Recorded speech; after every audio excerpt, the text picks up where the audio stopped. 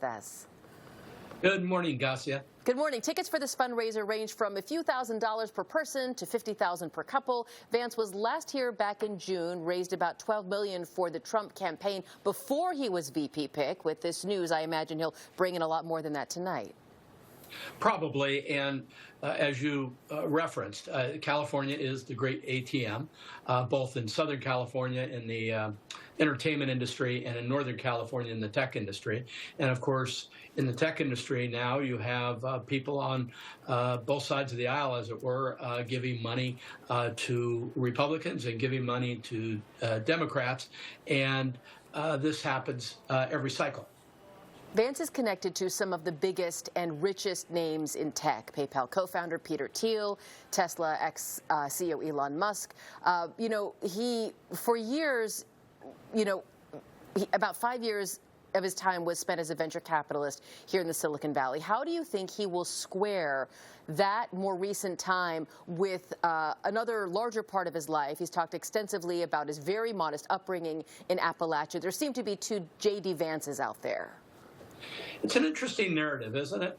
He had this very humble, I'll call it, upbringing, and then morphs to attend Yale University, then morphs again to become a tech entrepreneur.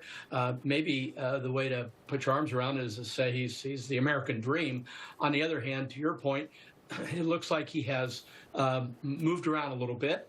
He's still very young. So if you think about it in terms of how many years he's been doing all these things, it hasn't been a whole lot. But he's in Silicon Valley saying, hey, I was one of you, and I need your money. And that's going to be the pitch today. And can I assume that he's going to go to Appalachia and say, hey, I was one of you?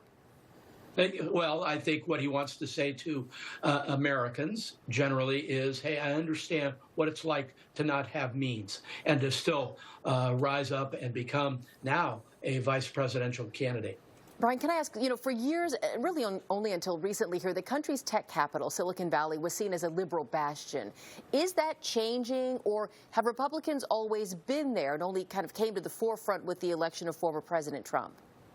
I think you're right about that. I think for a long time in a very blue Democrat state, I think a lot of Republican entrepreneurs, tech executives just didn't want to be known for giving money to Republican causes.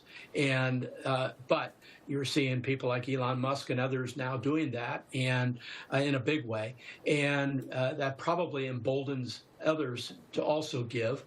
And in fairness, somebody who's made their money can give to anybody they want and should be able to do that without recrimination. But we know that in the entertainment industry and sometimes in the tech industry, who you support does impact your standing. Yeah. I imagine a lot of the pictures that are going to be taken tonight will end up on holiday cards. Does anything Vance or really any politician hears at these fundraisers mean anything, or are they essentially just there to take those pictures, collect the cash, and go? You got it. That's it. They're here. It's a grab and grin. It's a picture, and it goes on the holiday card, as you say, along with that tree you were referring to earlier being bought at Costco and being stored. But anyway, it's very de rigueur in politics, and these fundraisers, they charge a lot of money, but you get the picture, and you have some access. All right, and I imagine we'll see Democrats continuing to do the same. Brian Sobel, it's always good to connect. Thanks for being with us this morning. Good morning, Garcia. Thank you. All right, the man accused of starting the park